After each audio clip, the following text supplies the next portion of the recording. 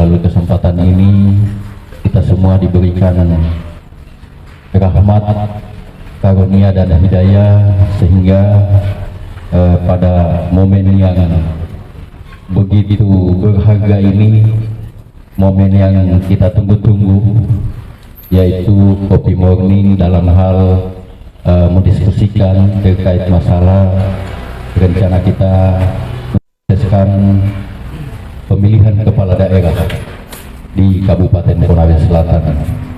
Tentu kami sebagai penyelenggara di tingkat Kabupaten Konawe Selatan ini berharap sepenuhnya kepada rekan-rekan sekalian untuk membantu kami untuk mengawal proses-proses pelaksanaan pemilihan kepala daerah di Kabupaten Konawe Selatan yang kita cintai ini agar terlaksana secara baik, tentu dengan asas langsung, umum, bebas dan rahasia, serta jujur dan adil. Itulah harapan-harapan kita semua mengapa hari ini kita melakukan atau membuka forum diskusi kepada saudara-saudara sekalian dalam hal membicarakan atau mendiskusikan terkait masalah jalannya proses demokrasi yang ada di Kabupaten Konawe Selatan ini. Mungkin dari saya cukup sekedar seremonial membuka. Selanjutnya mungkin saya serahkan kepada rekan saya, anggota KPU Kabupaten Konawe Selatan, untuk sedikit memberikan pengarahan, dan mungkin selanjutnya kita lempar untuk membuka sesi diskusi.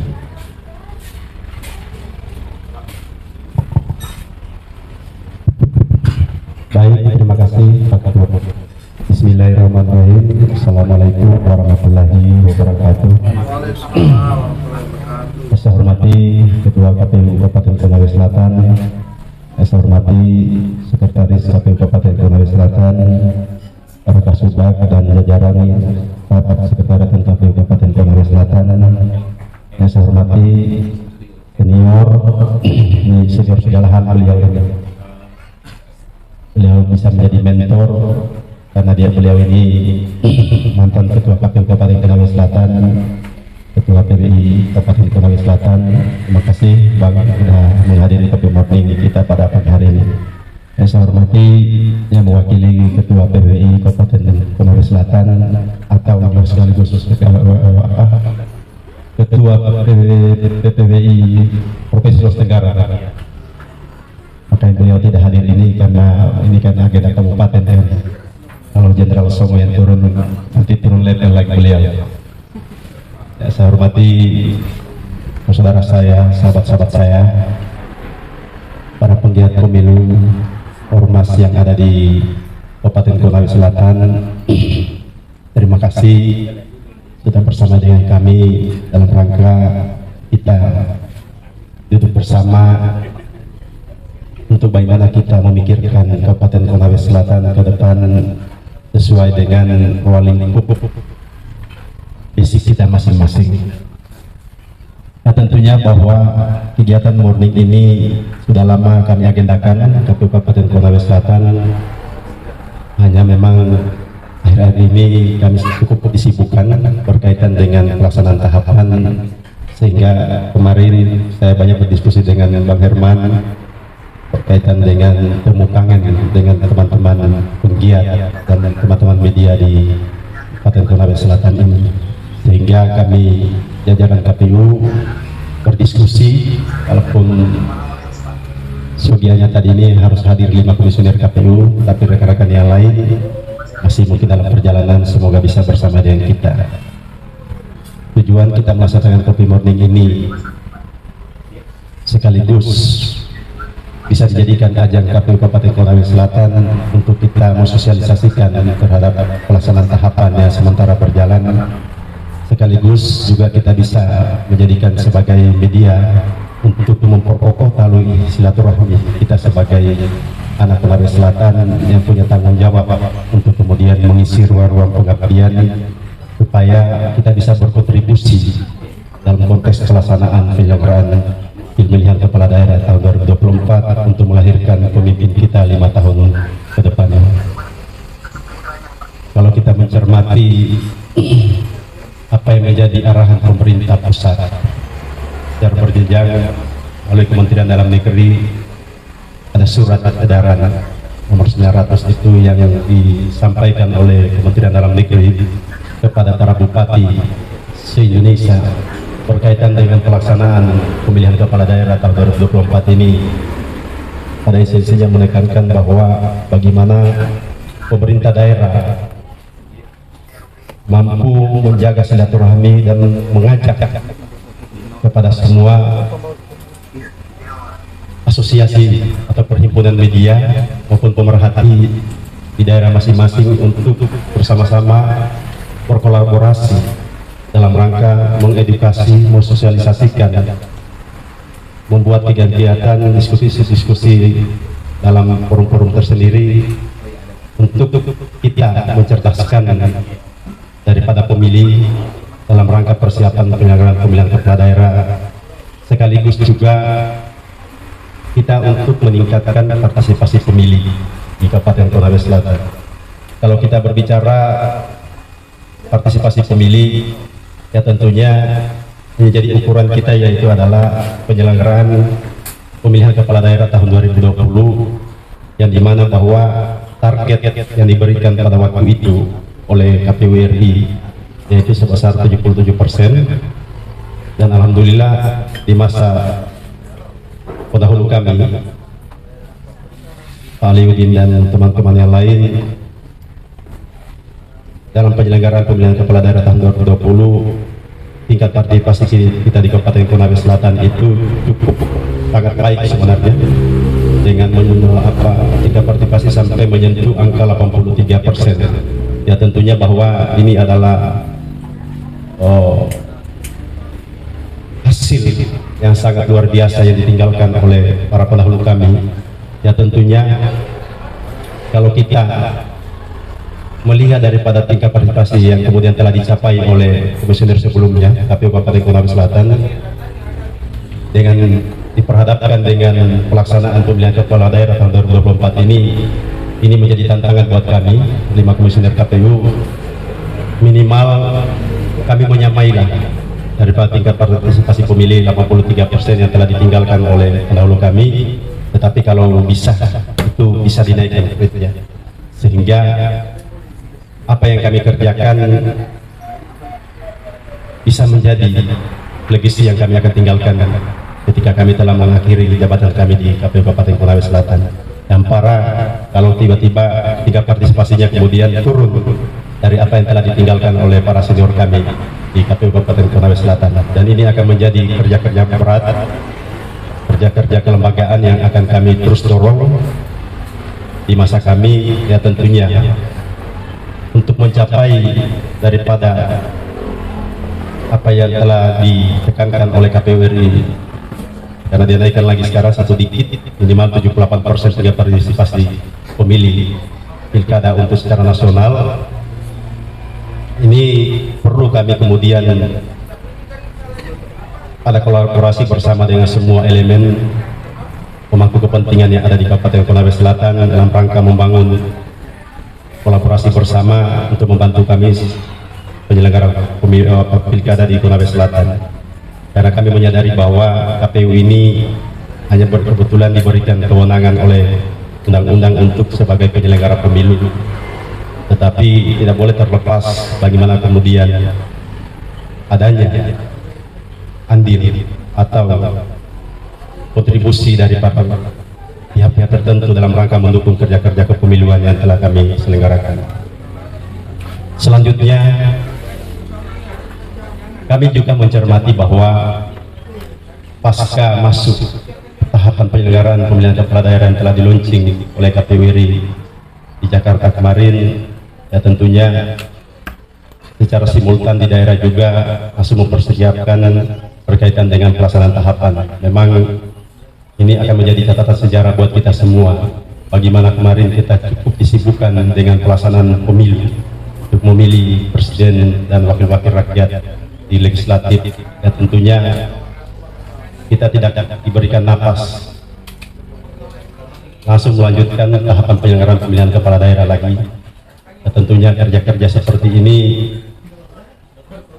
kalau kami di jajaran KPU, kalau saya menyimak apa yang menjadi pernyataan Bang Idan Olive, beliau menyampaikan bahwa KPU ini sudah terbiasa bekerja secara simultan, dan tentunya tidak ada kata tidak siap untuk kemudian menjalankan apa yang menjadi tanggung jawab yang diberikan kepada kami.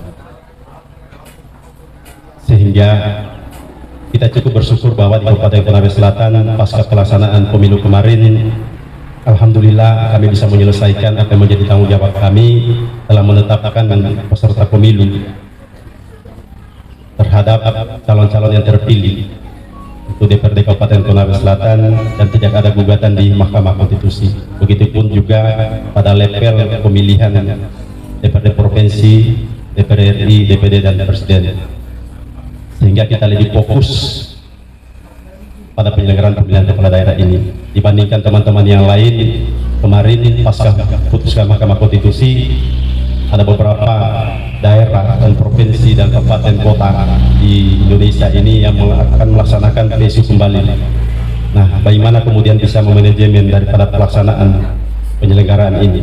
Satu sisi mereka akan mempersiapkan penyelenggaraan pemungutan suara ulang untuk penyelenggaraan pemilu. Satu sisi juga mereka akan kemudian mempersiapkan pelaksanaan tahapan pilkada. Nah, ini akan menjadi kerja-kerja keras dari teman-teman KPU di daerah lain. Tetapi kita patut syukuri di KPU Kabupaten Konawe Selatan bahwa apa yang kami telah kerjakan hampir kurang lebih 2 tahun kemarin bisa menghasilkan daripada proses penyelenggaraan pemilu. Karena apa? KPU ini punya kewajiban untuk memastikan ekspresi kedaulatan rakyat itu bisa dijamin secara baik oleh KPU dan menghasilkan apa yang menjadi kehendak daripada rakyat itu sendiri. Nah, tentunya kami sangat bersyukuri dengan apa yang kemudian telah kami kerjakan. Selanjutnya bahwa mencermati isu-isu yang berkembang terhadap persiapan penyelenggaraan pemilihan kepala daerah di Kabupaten Konawe Selatan, kami juga sebenarnya mencermati, Ketua, berkaitan dengan diskusi-diskusi di luar.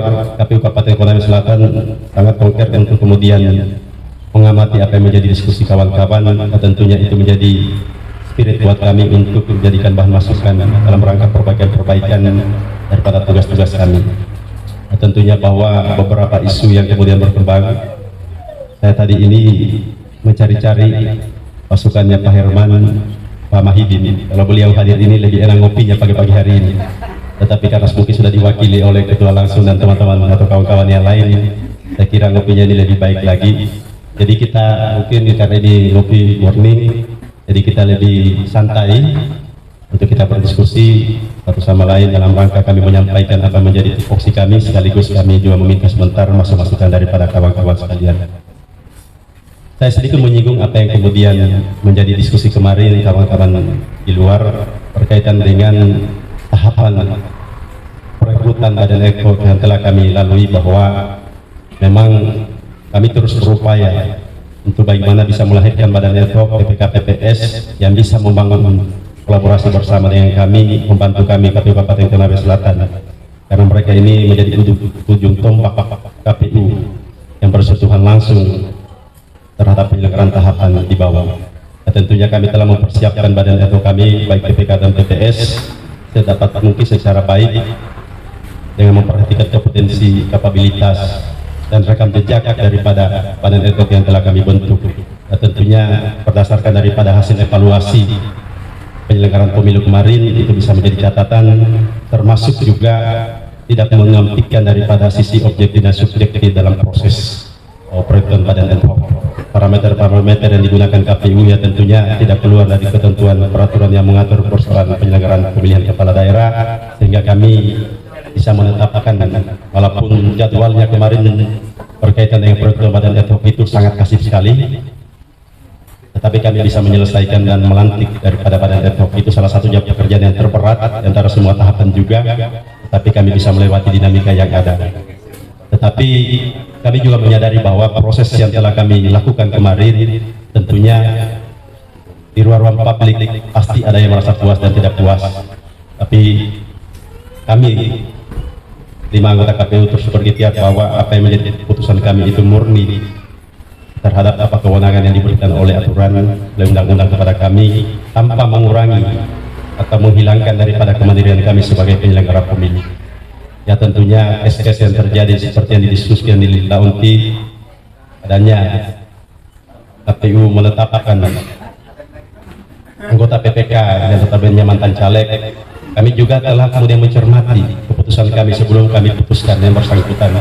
Dan kemarin kalau saya tidak salah ada salah satu media di Konawe Selatan telah memuat hasil penelusuran Bawaslu berkaitan dengan informasi awal yang mereka terima dari masyarakat.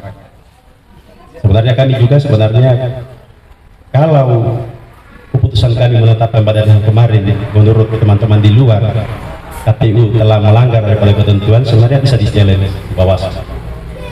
Tapi challenge-nya ini melalui pemberitaan, dan alhamdulillah Bawaslu juga tanggap untuk kemudian merespon daripada isu-isu publik, sehingga beliau kemudian teman-teman Bawaslu melakukan penelusuran. Mereka juga sempat melakukan klarifikasi di KPU, dan kami juga secara kelembagaan telah melakukan klarifikasi kepada yang bersangkutan. Tapi sebelum masuk pada titik itu, saya coba untuk merunut berkaitan dengan kasus di Launti itu, saudara Musa. Saya sebut saya saudara Musa. Musa memang benar dia adalah mantan caleg 2019 dari partai PKS. Nah, tetapi kami ini telah melaksanakan proses peruntukan ad hoc tidak keluar daripada ketentuan yang ada. Yang pertama, bahwa Musa ini dari verifikasi administrasi menyerahkan surat pengunduran diri dari partai politik yang bersangkutan karena dia mantan caleg 2019. Dan suratnya ada di KPU, tertanggal mundurnya di tanggal 19 April kalau saya tidak salah 2019. Nah, kami mencoba memverifikasi berkas yang bersangkutan. Saudara Musa ini kalau dalam ketentuan untuk menjadi persyarat menjadi calon PPK ini tidak berafiliasi ke partai politik, minimal mundur kurang-kurangnya 5 tahun.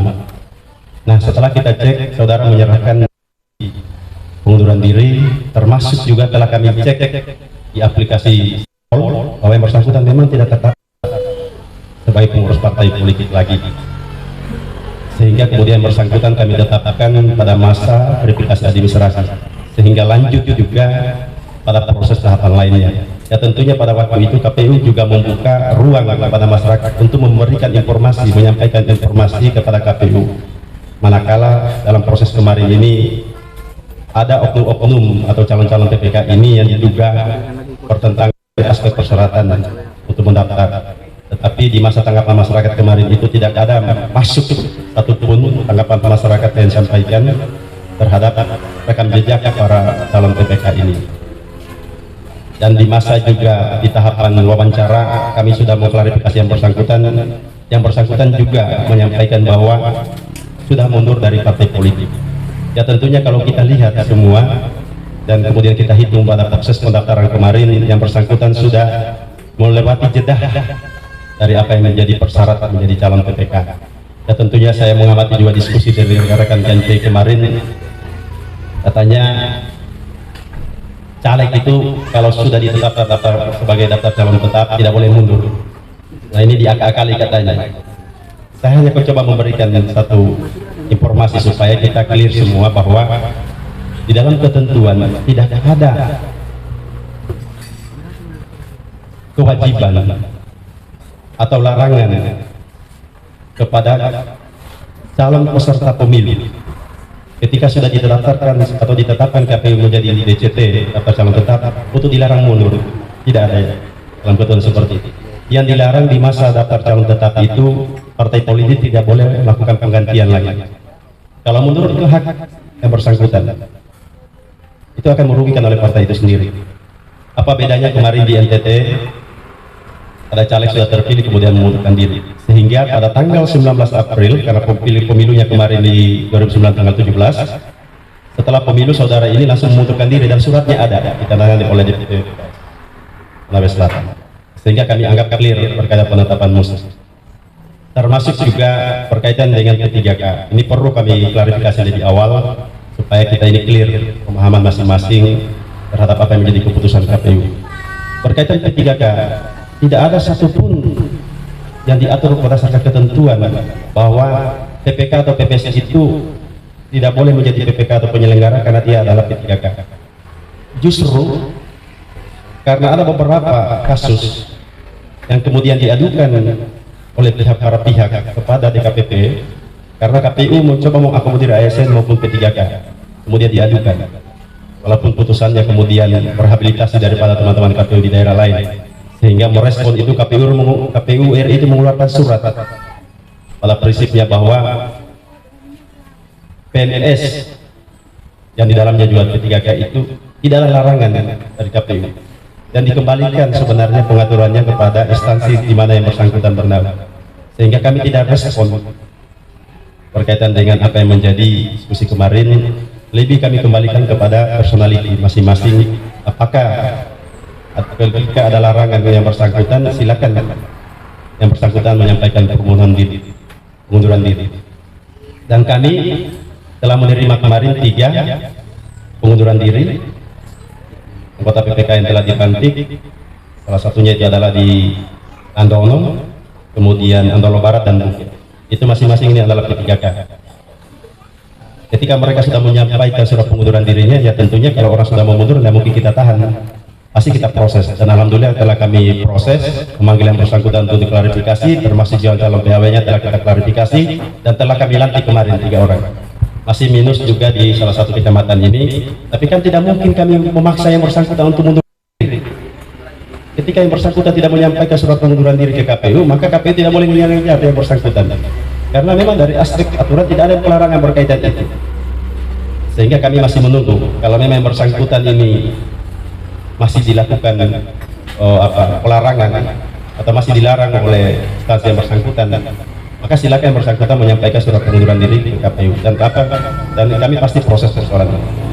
Termasuk juga isu yang terjadi di Buke itu kami tidak wujudi menetapkan, kami juga paham bahwa tidak boleh ini sama penyelenggara ikatan perkawinan.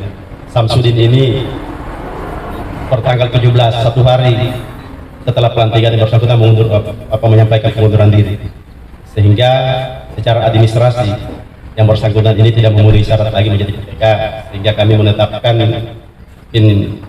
mungkin istrinya dalam PPS dan kita telah lantik, sehingga clear tidak ada hubungan secara administrasi bahwa yang bersangkutan ini punya ikatan suami istri di kelembagaan KPU. Itu mungkin saya bisa klarifikasi berkaitan apa yang menjadi diskusi di ruang publik. Selanjutnya bahwa saya ingin bercerita berkaitan dengan apa yang sementara dikerjakan KPU sekarang.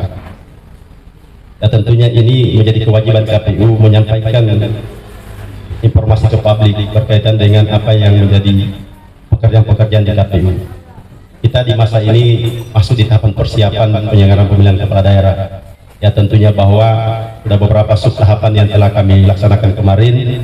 Tadi di pertama bahwa telah kami selesaikan perwakilan badan ad hoc dan PPK dan TPS di seluruh wilayah Konawe Selatan itu sudah ada semua, dan sementara menjalankan tugas daripada apa yang menjadi tanggung jawab mereka. Termasuk juga kami telah menyelesaikan daripada sub tahapan pencalonan dalam hal ini dalam perseorangan. Kita kemarin tanggal 8 sampai tanggal 11 menunggu bila mana ada kader-kader di Konawe Selatan yang kemudian mau mencalonkan bupati melalui calon perseorangan. Ya, tentunya di masa kemarin telah kami buka pendaftaran calon perseorangan sampai pukul 23.59 di tanggal 11 itu tidak ada calon perseorangan yang menyampaikan dokumen di KPU Kabupaten Konawe Selatan, sehingga bisa saya pastikan bahwa untuk pelaksanaan pemilihan kepala daerah tahun 2024 ini tidak ada calon peserta dari jalur perseorangan yang akan mengikuti prestasi pemilihan kepala daerah tahun 2024, sehingga kita hanya akan fokus nanti di bulan Agustus untuk menerima pendaftaran calon melalui jalur partai politik yang akan diselenggarakan pada tanggal 27 sampai 29 Agustus, dan kami akan tetapkan nanti penetapan calon itu di tanggal 22 September. Tentunya proses itu masih berada di gawean teman-teman partai politik. Kami insya Allah akan tetap mempersiapkan tahapan itu. Selanjutnya tahapan yang sementara berjalan juga untuk kedivisian saya sementara mempersiapkan penyusunan daftar pemilih. Ya, tentunya saya coba untuk kemudian bercerita sedikit bahwa DPO 4 pada tanggal 2 Mei kemarin telah diserahkan ke Mendagri kepada KPU. Kemudian KPU RI telah melakukan sinkronisasi DPO 4 dengan menyandingkan daftar pemilih tetap terakhir, sehingga kemudian DPO 4 yang telah disinkronisasikan ini telah diturunkan oleh KPU RI kepada seluruh KPU kabupaten kota di seluruh Indonesia melalui KPU provinsi.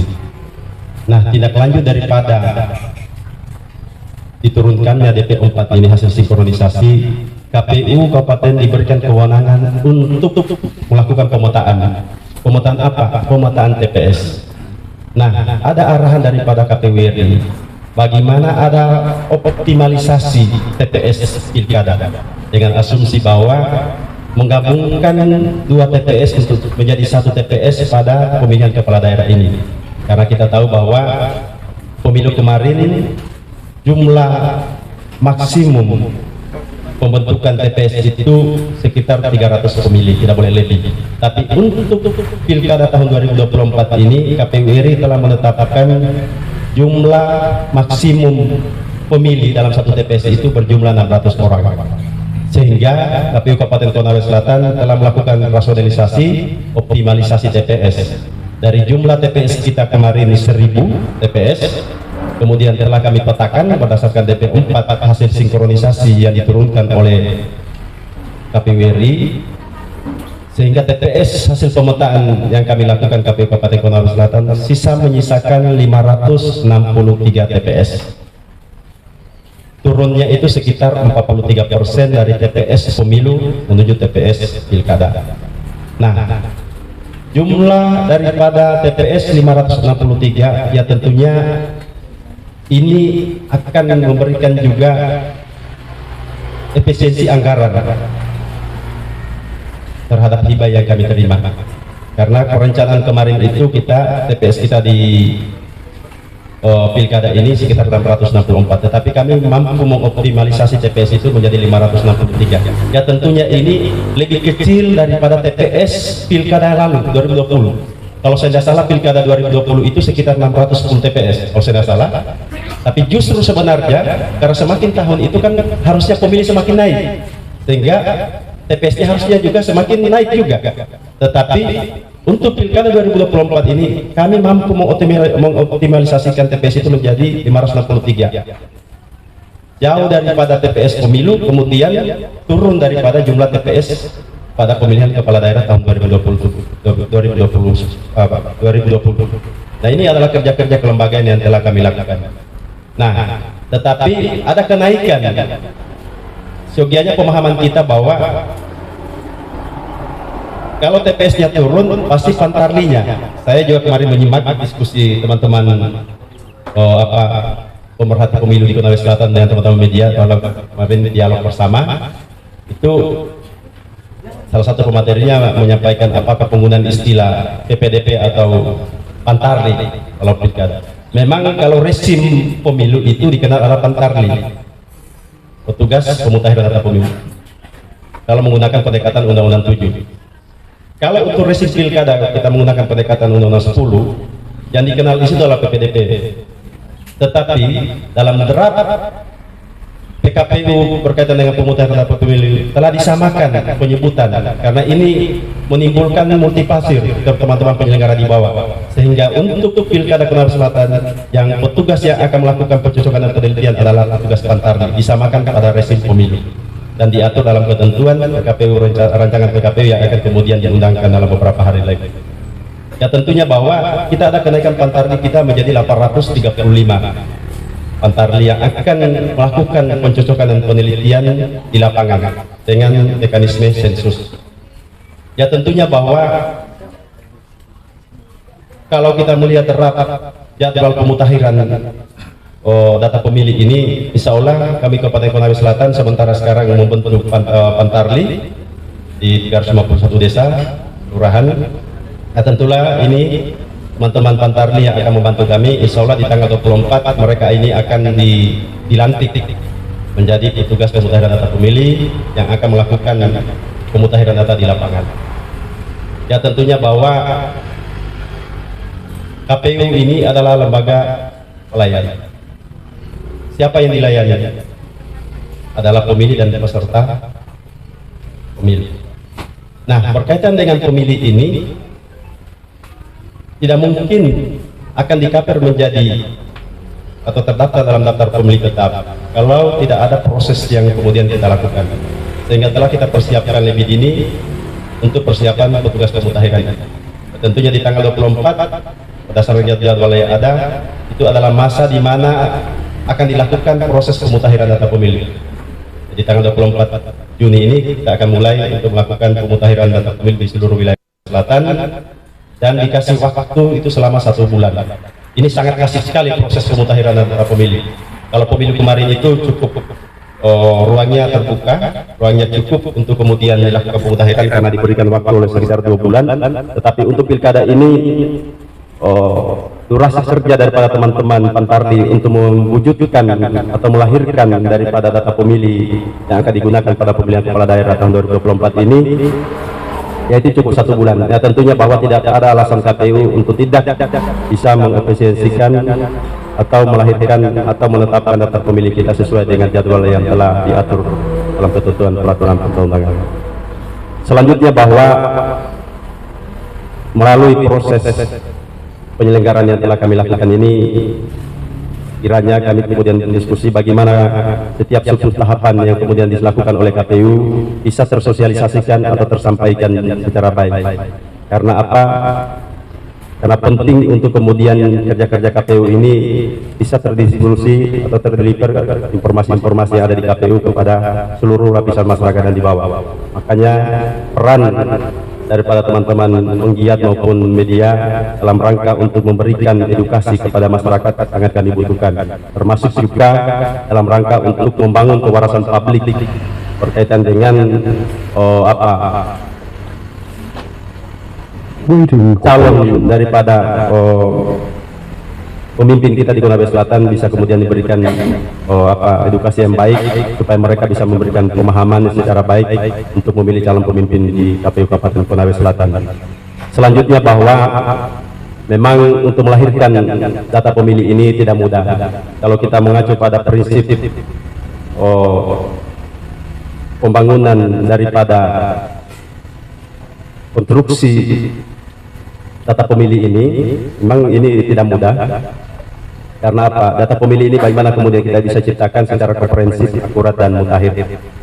Nah, ini prinsip itu wajib untuk kemudian ditekankan oleh teman-teman penyelenggara dalam rangka memastikan bahwa data pemilih ini bisa kemudian kita pertanggungjawabkan di akhir. Karena kalau kita lihat di Sumatera itu ada 1 kabupaten itu putusan Mahkamah Konstitusinya pelaksanaan pemungutan suara dimulai dari tahapan pemutahiran data pemilih. Ini agak teman-teman saya diskusi di kemarin Jakarta di salah satu kabupaten di Sumatera, itu putusan Mahkamah Konstitusi untuk PSU itu dimulai dari pemutahiran data pemilih. Ini berat. Satu sisi mereka akan melaksanakan pemutahiran data pemilih untuk pemilihan kepala daerah, satu sisi juga mereka akan menindaklanjuti putusan Mahkamah Konstitusi dimulai dari tahapan pemutahiran data pemilih. Ini mereka ini akan kerepotan di teman-teman di daerah lain. Untuk itu kami di masa persiapan pemutahiran data pemilih ini betul-betul kami persiapkan secara baik, memastikan bahwa prinsip komprehensif itu bisa terwujud. Apa yang dimaksud bahwa prinsip itu bagaimana data pemilih ini di KPR ini tanpa memperhatikan daripada perbedaan politik maupun juga suku, agama, ras, sehingga kemudian bisa dikaper di semua wilayah Konawe Selatan dan berkaitan dengan pemilih ini yang memenuhi syarat bisa dimasukkan sebagai pemilih pada pelaksanaan pemilihan kepala daerah. Termasuk juga mengedepankan prinsip akurasi data, memastikan bahwa pemilih ini yang terdaftar dalam DPT ini betul-betul telah memenuhi daripada semua elemen yang akan disajikan sebagai daftar pemilih, termasuk juga memperhatikan dalam prinsip mutakhir, bagaimana pemilih ini bisa diupdate secara terbaru, baik daripada aspek pemenuhan administrasi, termasuk juga pemenuhan dari aspek jujurnya. Nah, ini menjadi tantangan kami ke depan dalam rangka untuk kami menyusun daftar pemilih, karena kita tidak inginkan bahwa hasil penyelenggaraan pemilu ini atau pemilihan kepala daerah ini ada gugatan di Mahkamah Konstitusi karena ada persoalan data pemilih, sehingga kerja-kerja 1 bulan ke depan yang akan kami lakukan di Kedivisian Perencanaan Data dan Informasi tentunya itu akan menjadi tantangan buat kami. Tentunya kami menginginkan adanya kolaborasi bersama dari teman-teman yang ada di tempat ini, bagaimana bisa dibantu Kabupaten Konawe Selatan minimal sosialisasikan berkaitan dengan pelaksanaan pemutahiran data pemilih ke depan, sehingga masyarakat ini kalau kita mengukur tingkat partisipasi hanya dilihat dari satu instrumen saja, yaitu di hari pemungutan suara. Padahal penekanan KPU RI, bagaimana kemudian masyarakat ini bisa terlibat sebenarnya pada setiap sub-sub tahapan penyelenggaraan pemilihan kepala daerah. Orang nanti mengukur tingkat partisipasi nanti hasil. Kalau kita pengenkan dari setiap sub tahapan, baik dari proses pemutahiran, kemudian kampanye, sosialisasi, masyarakat bisa ikut andil untuk berkontribusi terhadap pelaksanaan penyelenggaraan pemilihan kepala daerah.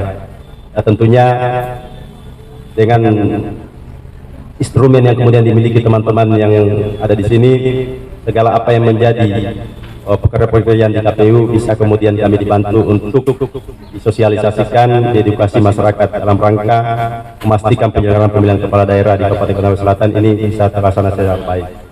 Selanjutnya, saya juga coba untuk kemudian mengelaborasi diskusi berkaitan dengan kegiatan yang dilakukan KPU. Memang kemarin juga kami juga sedikit ada masukan dari teman-teman media dalam rangka untuk kemudian memaksimalkan anggaran hibah kami. Kami juga mendapatkan masukan bahwa KPU kenapa ini sering melaksanakan kegiatan di Kota Kendari. Padahal kalau kita lihat secara utuh perencanaan kami sebenarnya hampir 70% daripada dana hibah yang kami terima itu disalurkan, beredarnya itu di Kabupaten Konawe Selatan. Kurang lebih sekitar 40 miliar itu dari total hibah kami 45 miliar itu. 40 miliar itu habis untuk kemudian membiayai badan ad hoc, termasuk pelaksanaan kampanye dan sosialisasi. Sisanya itu hanya dalam rangka untuk kemudian pelaksanaan tugas-tugas kepemiluan yang berkaitan dengan bimbingan teknis dan sosialisasi. Dan itu kami telah kemudian membreakdown kemarin mana-mana kegiatan yang kemudian dibutuhkan satu tempat supaya teman-teman rekan PPK ini bisa lebih fokus, karena itu berbicara IT, sehingga ada beberapa kegiatan yang kami kemudian geser di tempat-tempat yang representatif. Tapi kalau kita lihat dari sisi regulasi, tidak ada larangan berkaitan ini. Ya, tentunya harapan kita teman-teman media pemerhati untuk lebih melihat secara objektif dari persoalan ini, karena kami tidak mau membandingkan kenapa KPU saja kemudian disorot berkaitan ini, kenapa mitra-mitra lain tidak disorot, tidak.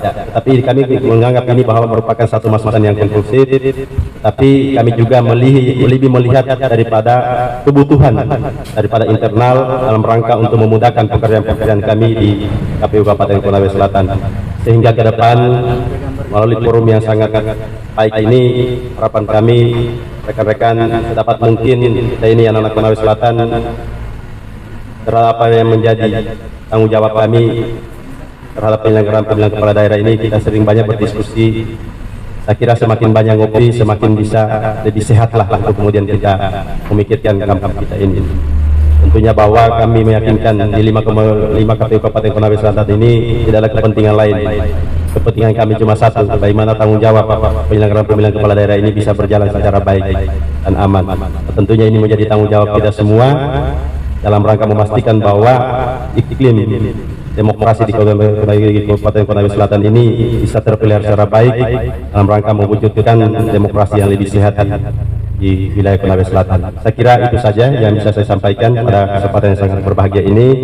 Di sebentar kita akan bungkus dengan ruang diskusi bersama untuk kita mendiskusikan hal-hal yang berkaitan dengan isu penyelenggaraan pemilihan kepala daerah di Kabupaten Konawe Selatan. Saya kira demikian yang bisa saya sampaikan pada kesempatan yang sangat berbahagia ini, dan saya akhiri dengan ucapan wabillahi taufiq wal hidayah. Wassalamualaikum warahmatullahi wabarakatuh.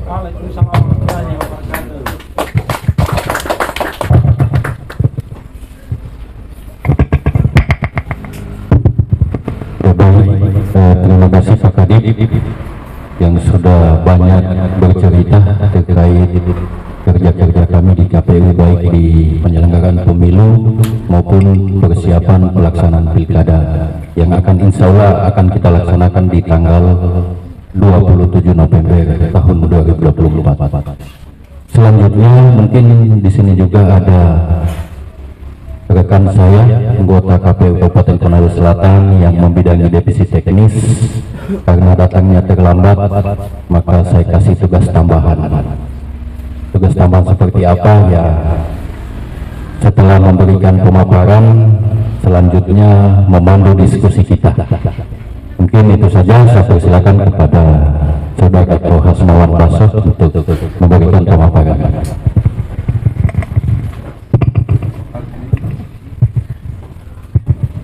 Baik, terima kasih. Assalamualaikum warahmatullahi wabarakatuh. Salam, Om Swastiastu, Namo Buddhaya, salam kebajikan rahayu. Selamat pagi menjelang siang, salam sejahtera untuk kita semua. Alhamdulillahirrahmanirrahim. Puji dan syukur kita panjatkan rasa syukur kepada Sang Pencipta karena atas nikmat yang diberikan kepada kita sehingga hari ini kita bisa ngumpul dengan di acara Coffee Morning dalam keadaan satu walafiat. Salawat dan salam kita hanturkan ke baginda Rasulullah SAW sebagai syuri tauladan, pemimpin umat dan bangsa yang mengantarkan kita dari alam jahiliyah menuju alam terang benderang yang seperti kita rasa selama ini. Sebenarnya kalau materi kalau Coffee Morning sebenarnya sudah dikup semua ini sama Kadip, data ini sudah dikupas dengan lugas, disampaikan dengan enjoy dan lebih santai sebenarnya. Nah, kalau Coffee Morning ini konsepnya sebenarnya kita lebih bawa ke suasana yang santai. Kita ngopi sambil berdiskusi dengan panjang lebar. Nah, kebetulan kita ini berbicara penyelenggara, berarti diskusinya kita ini soal penyelenggaraan pilkada ke depan. Mau bagaimana ini, bagaimana sih arahnya dan mau bagaimana. Tentu kami dalam hal ini sudah beberapa tahapan, tadi sudah diulas oleh Kadip Data. Memang ruang-ruang kami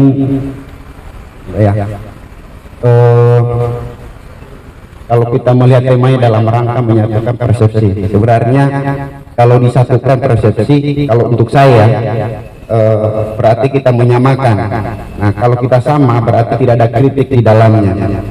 Nah, di dalam alam demokrasi sebenarnya kritik dan saran itu jauh lebih baik demi membangun ke arah yang lebih baik.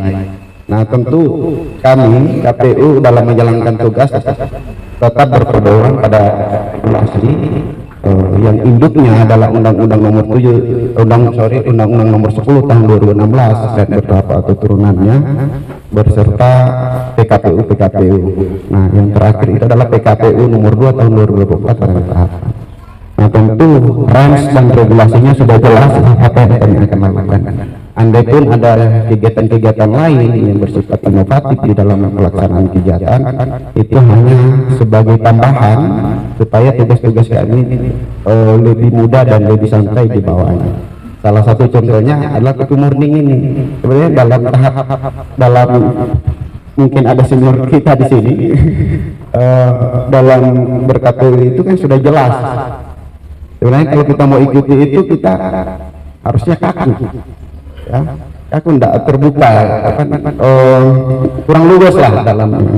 Nah, tetapi kami punya konsep karena kami lahir dari anak muda, apalagi saya sendiri lompatannya sangat pendek dari menjadi seorang yang aktif di sebuah organisasi langsung tiba-tiba menjadi penjabat.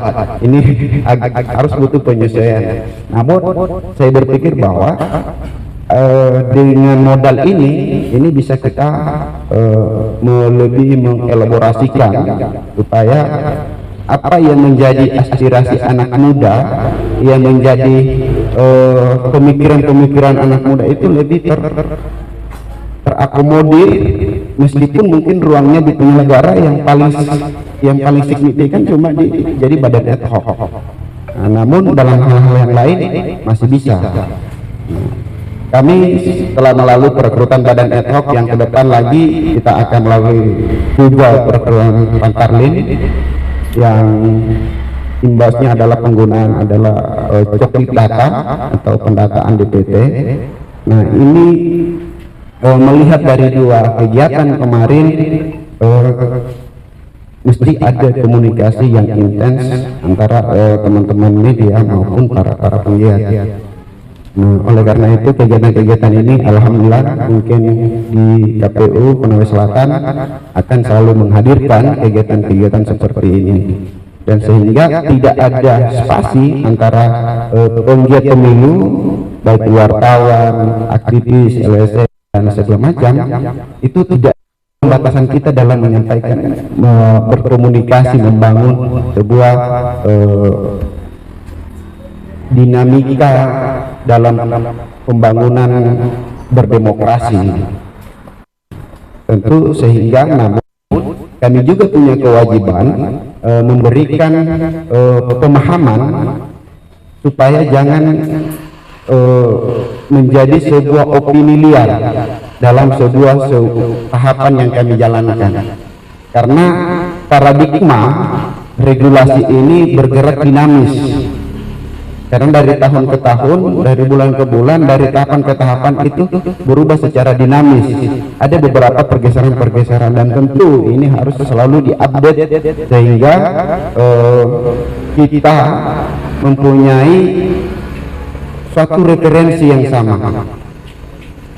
Punya referensi yang sama dalam membangun otokritik dalam berdemokrasi. Nah, mungkin saya lebih nggak perlu terlalu berpanjang lebar, tadi sudah diulas karena mengingat waktu hari ini hari Jumat. Mungkin kita lebih langsung saja kepada diskusi supaya lebih hidup suasananya sehingga tidak terkesan kami datang untuk menggurui teman-teman. Supaya kami juga tahu apa sih sebenarnya yang menjadi sebuah kegelisahan kawan-kawan dalam sebagai penggiat demokrasi. Nah, oleh karena itu pada kesempatan ini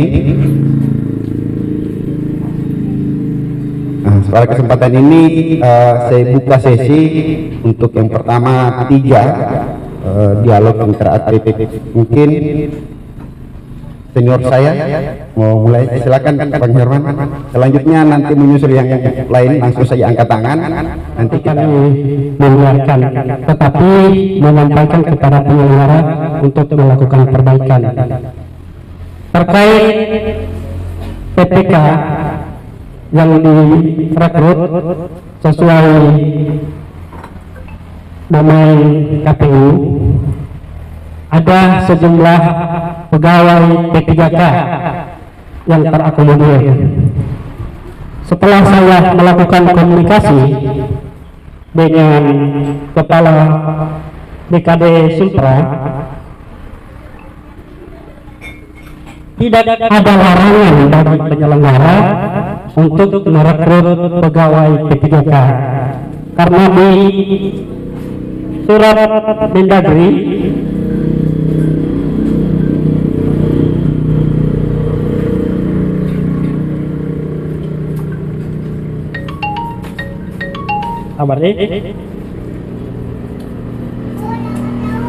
di surat Mendagri itu perihal dukungan dan fasilitas pemerintah dalam tahapan penyelenggara pemilu maupun pilkada. Jadi pemerintah ini diminta untuk tidak melarang pegawainya dalam rangka membantu penyelenggara untuk mensukseskan. Tapi seperti apa yang disampaikan oleh Pak Kadip tadi, bahwa di Konawe Selatan terdapat sejumlah P3K yang terakomodir untuk menjadi penyelenggara. Namun di kemudian hari mereka mengundurkan diri, dan KPU tidak bisa melarang kalau ada yang mengundurkan diri. Terus terkait kenapa harus KPU selalu yang disoroti? Tidak. Bawaslu juga kemarin ketika kami menulis bahwa Bawaslu Konsel slow respon, itu juga cepat sekali mereka menyampaikan ke kami kenapa kami harus disoroti bahwa kami slow respon. Dalam bukan sorotan, tapi ini adalah menyampaikan unek-unek atau aspirasi dari masyarakat, dan itu bagian dari otokritik yang kami sajikan melalui berita, termasuk yang disampaikan oleh Pak Kadip tadi. Karena ini dialog tadi, Pak Kadip dan Pak Ketua menyampaikan persoalan tahapan yang tidak bersinergi dengan media. Dalam momen dialog ini dengan judul menyatukan persepsi untuk melahirkan pilkada yang lebih baik, kami dari media meminta kepada penyelenggara agar tidak anti dengan media, tetapi jadikanlah media itu sebagai partner. Apapun tahapan yang disampaikan oleh penyelenggara, baik itu dari KPU maupun Bawaslu, untuk kami sampaikan ke publik sehingga terinformasi kepada publik. Terus yang berikutnya, ada tantangan di KPU Konawe Selatan. Di pendahulu penyelenggara di zaman Pak Ali CS itu partisipasi pemilih ada di angka 83%. Kita berharap di periode penyelenggara yang saat ini yang di Kementerian Perhubungan, kita berharap minimal sejajar atau naik satu grade atau satu digit tingkat partisipasinya. Pertanyaan kami adalah bagaimana kiat-kiat penyelenggara pemilu dalam meningkatkan partisipasi, dan apa yang dikasih peran media dalam hal peningkatan partisipasi ini. Saya kira itu yang kami sampaikan supaya dialog ini berjalan, supaya ada feedback antara penyelenggara dengan peserta dialog. Terima kasih. Wassalamualaikum warahmatullahi wabarakatuh. Baik, terima kasih Ketua PWI. Luar biasa. Poin yang saya tangkap adalah satu, pertama, KPU dalam merekrut tidak bertentangan dengan regulasi khususnya di Badan Ad Hoc. Yang kedua adalah jangan menjadikan media sebagai ketika menyampaikan antitesanya, bukan sebuah kejengkelan tapi bentuk rasa sayang dalam mengingatkan. Itulah demokrasi. Nah, yang ketiga adalah terkait peran-peran apa yang bisa diambil oleh media dalam meningkatkan partisipasi masyarakat. Berikut dari Pemuda Muhammadiyah, kepada Saudara Saiful saya persilakan.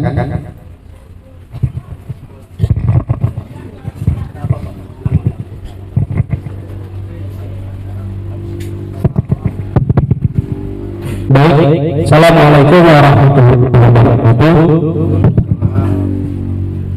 Yang saya hormati Ketua KPU, yang saya hormati kedua Komisioner KPU Konawe Selatan, yang saya hormati Kepala Sekretariat dan jajaran senior saya, Bung Herman, kemudian teman-teman dari media, lembaga, dan seluruh peserta undangan yang hadir yang sama-sama berbahagia. Pertama, kalau Pak Kadip tadi sudah menceritakan angka partisipasi masyarakat dalam hal pesta demokrasi, kalau saya lihat kemarin memang menurun karena diberlakukannya undang-undang ataupun surat edaran KPU RI terkait pemilih yang ingin menyalurkan hak suaranya di TPS selalu dihalangi kalau bukan menggunakan KTP. Nah ini akhirnya tertumpuk kemarin di TPS. Ini menjadi sorotan sebenarnya karena petugas KPPS ini melarang pemilih meskipun tidak kenal. Ini yang terjadi kemarin di lapangan, sehingga pemilih banyak yang antri di luar tidak mendapatkan pelayanan karena lupa bawa KTP-nya dan sebagainya macam. Ini mungkin yang pertama. Yang kedua mungkin Pak Ketua, karena ini saya lihat sudah banyak yang mencuri start dalam hal tahapan pemilihan, karena bukan hanya mungkin di Konawe Selatan terkait dengan tersebarnya baleho-baleho yang akan bertarung. Nah hari ini kan belum ada keputusan KPU yang secara signifikan sebagai calon, tapi kan sudah banyak. Mungkin ini Pak Ketua atau mungkin Pak Kadip Data atau lain sebagainya, langkah-langkah apa sehingga pemasangan APS ini atau APS merasa APK ini diberhentikan di jalan-jalan umum, atau mungkin ada patron atau tempat-tempat yang supaya bagus nilai estetikanya atau nilai keindahan suatu tempat, karena saya lihat berhamburan. Ini kan belum ada tahapan sebenarnya. Mungkin itu Pak Ketua dengan Pak Kadip Teknis yang sangat ganteng dan tahan lama. Sekian, saya kembalikan pada moderator. Terima kasih Ketua PP Muhammadiyah.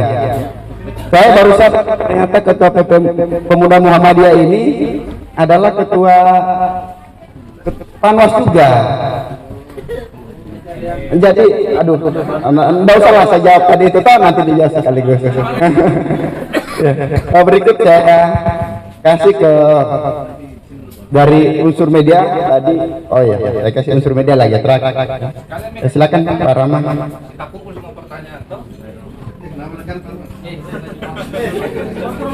Cek.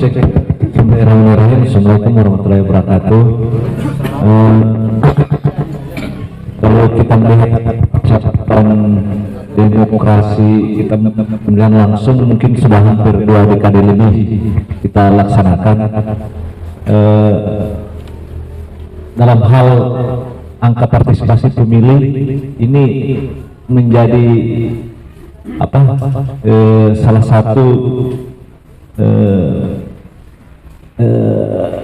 keinginan dari penyelenggara yang terus ingin ditingkatkan.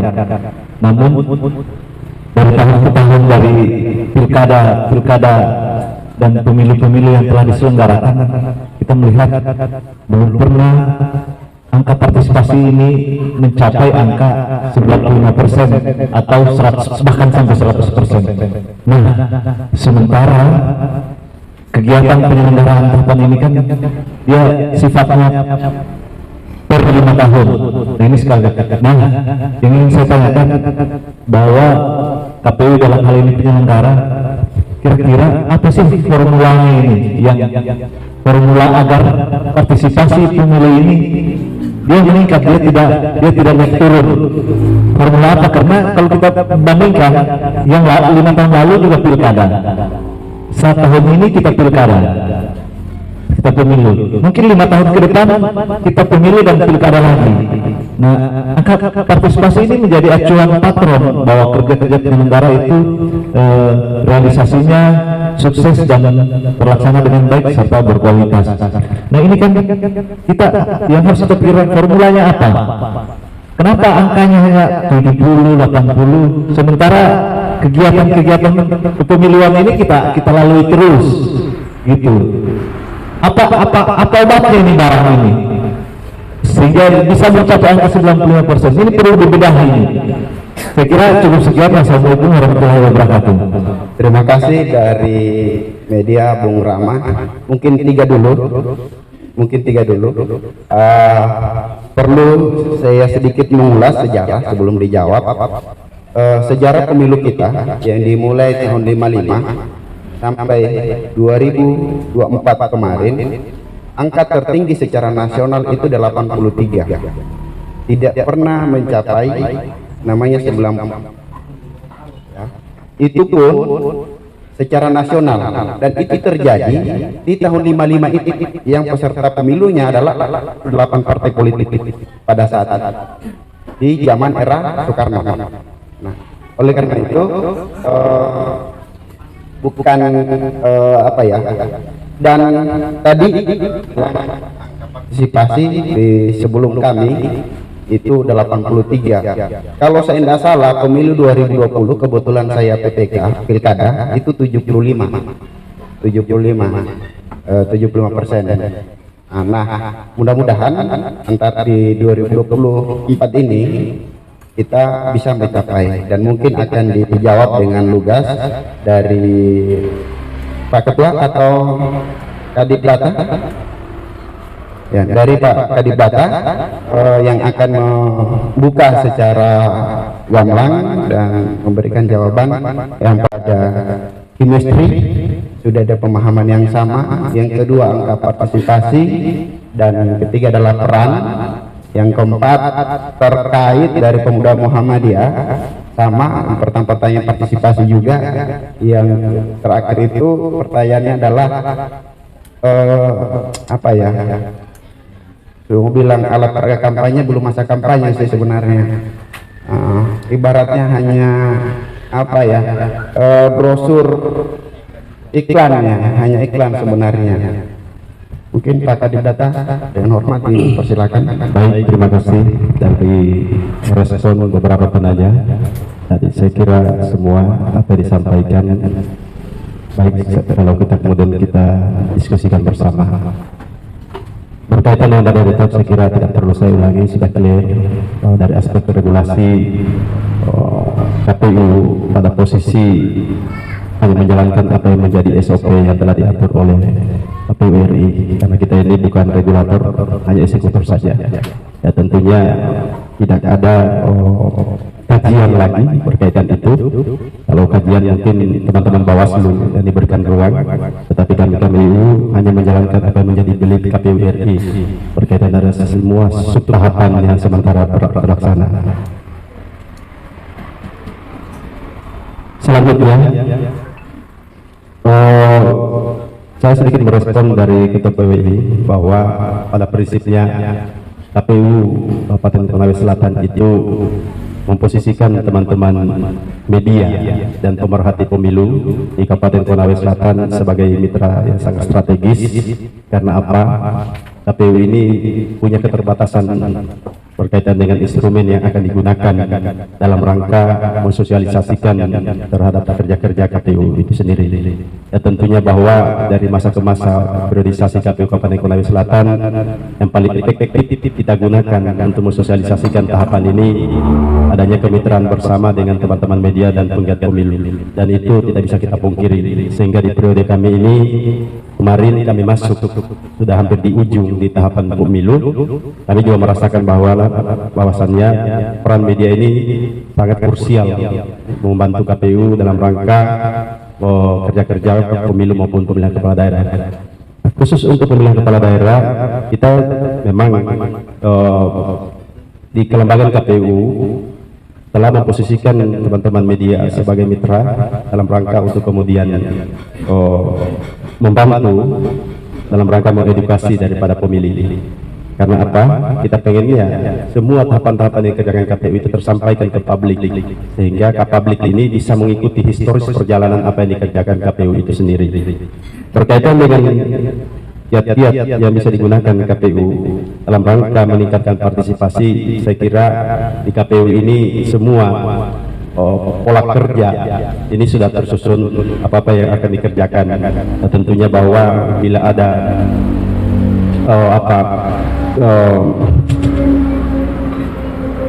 teman-teman di KPU membuat satu kegiatan yang apa yang sifatnya pengembangan daripada regulasi yang ada, saya kira tidak akan keluar daripada aturan yang ada.